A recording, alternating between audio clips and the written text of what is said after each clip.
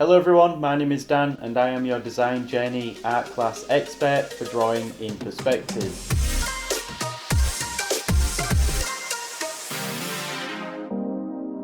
In this session we will be learning about one-point perspective. We'll start with some basic techniques, looking at what is involved in one-point perspective, and then we will create a drawing applying what we learn. Now, whilst these sessions can stand alone, I do advise watching the previous sessions if you haven't already. To follow along with this session, you will need some pencils. Here I have a pack of 6 drawing pencils, a ruler, a sharpener, maybe an eraser, and of course some paper to draw. So what is one-point perspective? Well, like the name suggests, it's drawing using only one point, and that one point is a vanishing point. And I briefly introduced vanishing points in the previous session, but again, a vanishing point is a point of convergence, meaning a set of parallel lines in the drawing will be directed towards that point. The best way for me to explain this is to draw out some boxes. I want you to also follow along and do what I do here as well. Now, before I start drawing, remember that we need to place the horizon line that is also our eye level. And for this example, I will place it across the centre of the page. Now we need to decide on where to place our one vanishing point on this line. I can show you some examples of how changing the position of both the horizon line and vanishing points changes the drawing later. For now, we can place the vanishing point in the centre. Now we are ready to start drawing out some boxes in one-point perspective. To construct a box, I start by drawing out its front plane. Feel free to make these boxes any size you like. Once you have that front plane drawn out, you can take some lines from each of its corners to that vanishing point.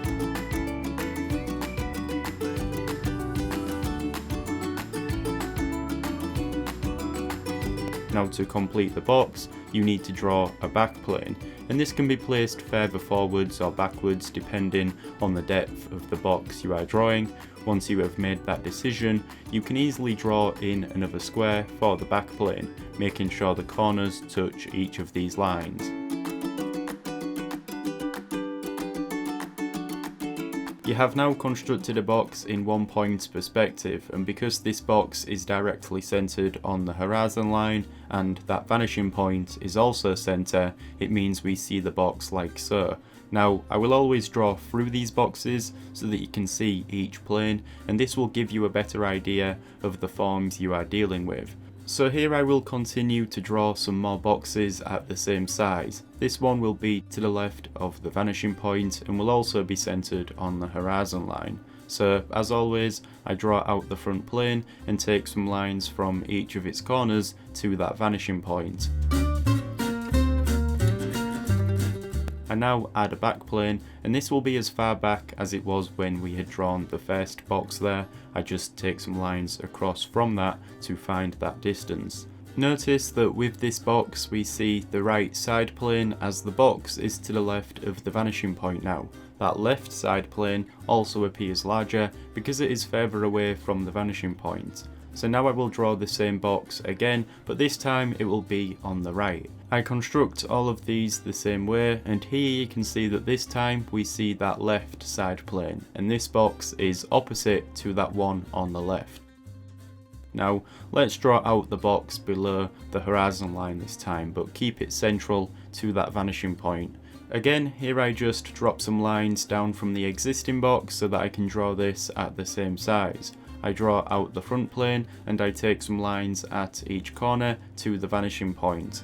Now I add that back plane, and again I'll drop some lines down from that existing box so that this back plane is at the same depth.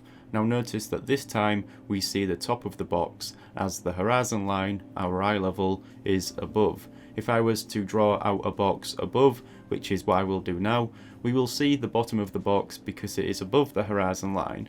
So you can see from this example how the horizon line and vanishing point impacts how we see what we draw. I'm not going to spend so much time on this example here, but it might be worth me saying that if I was to draw a box in any of these corners, let's say the bottom right here, then you would see the left side plane and the top plane of the box. So that is a simple starting example to give you an idea of how to construct a box, and also how the horizon line and vanishing points impact how we see what is being drawn. Now we will be creating a final drawing towards the end of this session, but first let's spend a little bit more time dealing with boxes in 1 point perspective. In this example, I'm going to draw out some boxes at different sizes and in different positions. So as always, I will start by drawing out the horizon line. This will be across the centre of the paper here, and I will continue to place our one vanishing point on the centre of this line.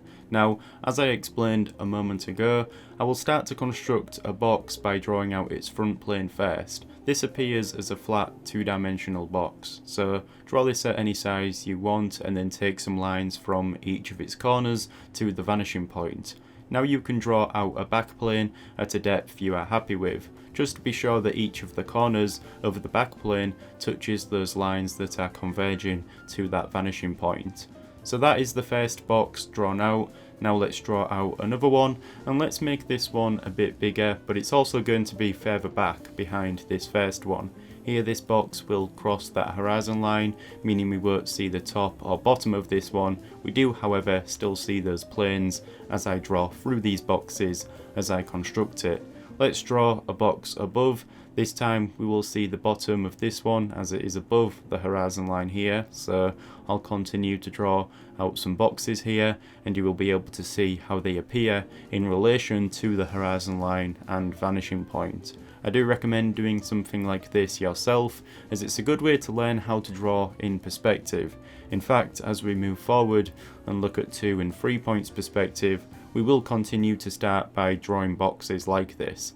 I know as a beginner you might think, why am I drawing all of these boxes, but as you learn more you will come to understand that constructing a box in perspective is the foundation to constructing and drawing anything else. So here is a series of boxes at various sizes drawn out in 1 point perspective. Some of them are overlapping here and are placed behind and in front of each other. I like to add a bolder outline around all of these once they are drawn out. So I hope you have spent some time drawing out some boxes like that and becoming familiar with that one vanishing point, because now we are going to apply what we learn to create a final drawing. In this session I will be drawing this image of a tree alley. You'll find that most of the example drawings throughout these sessions will be relative to the subject of nature, as that is the underlying theme of the design journey. So with that being said, let's create a drawing in 1 point perspective.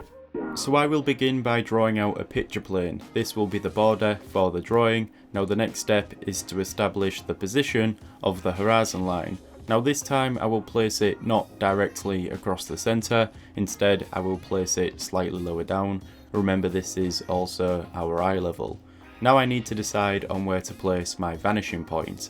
Here in this example, I will again place it on the centre of the horizon line, and I will also draw a vertical line up from that, and this is just so that I can work out where the centre of my drawing is, because in this drawing both sides will be symmetrical, and so it's useful to use your ruler here and actually measure out where you draw your lines. For example, as I start to construct this drawing, I will take some lines from that vanishing point down to the border of my drawing like so, and I want these to be equally spaced apart. This is just a personal preference.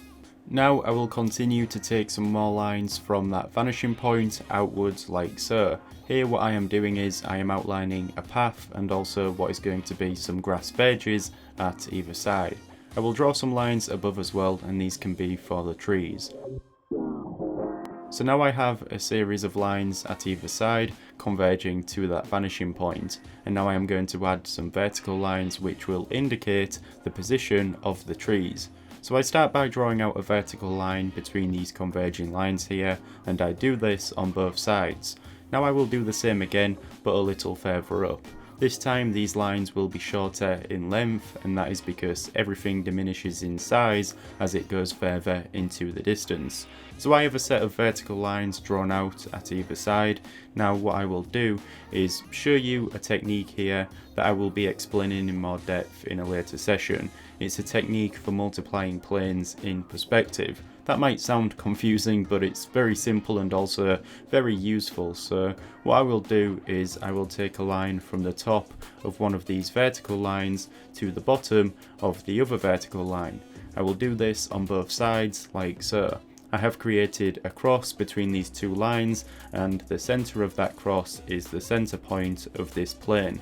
Now I can take a line from that vanishing point to that point and create that halfway line. The next step is to take another line from the bottom of this corner through the point at which that halfway line crosses the next vertical line, and I can continue to extend this until it meets the top line converging to that vanishing point.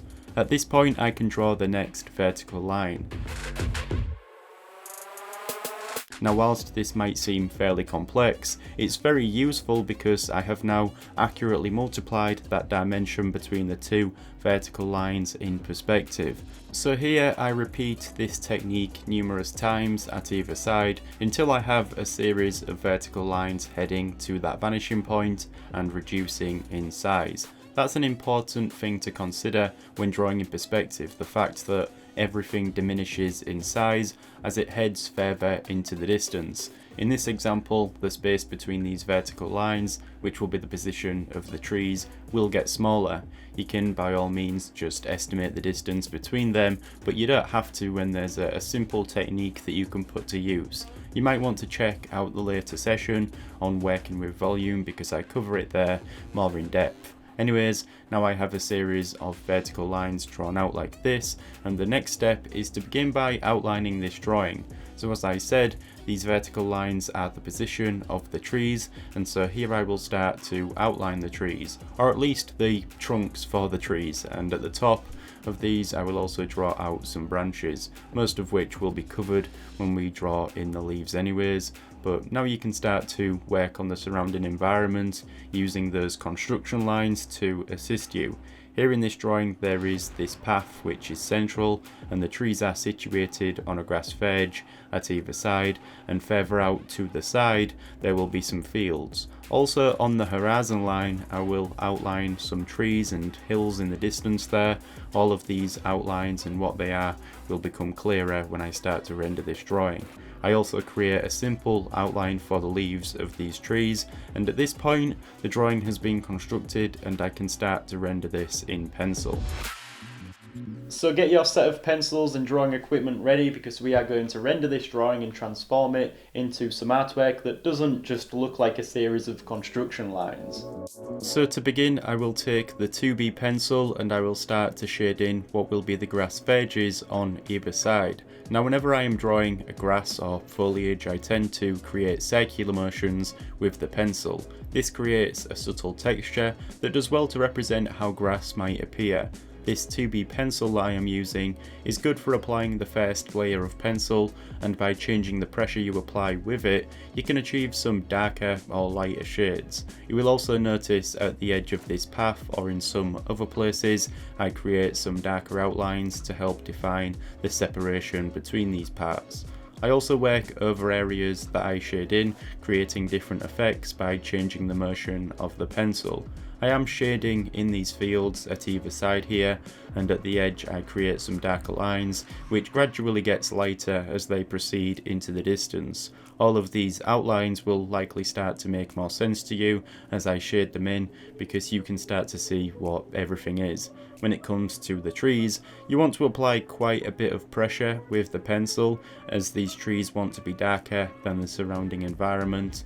I create a texture for these trees which involves creating a series of short vertical lines. I will be going into more depth and explaining how to produce various textures in a later session. So once all of these trees have been rendered, it is time to draw in the leaves. And I have saved this part until last because it can be very time consuming.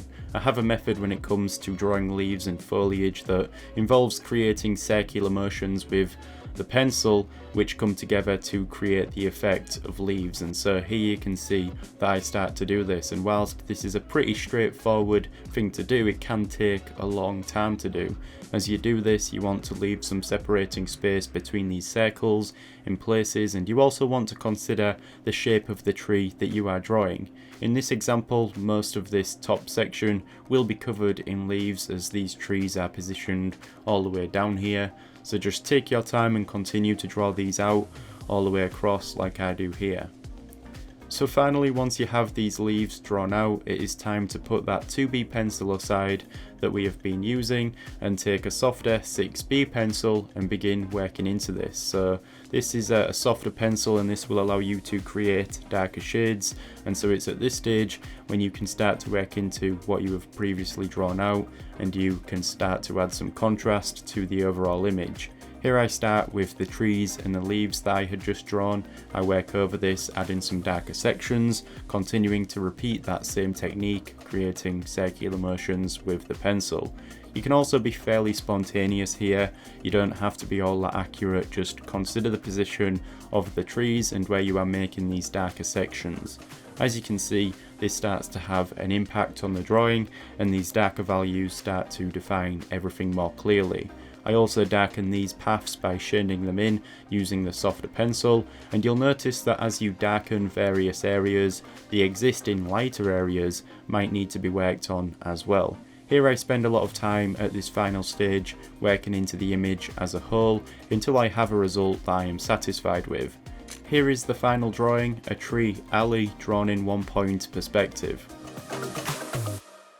So I hope you have enjoyed this session of the Design Journey art class. If you have followed along and created your own drawings, then be sure to share them over on Instagram using the hashtag #MyDesignJourney.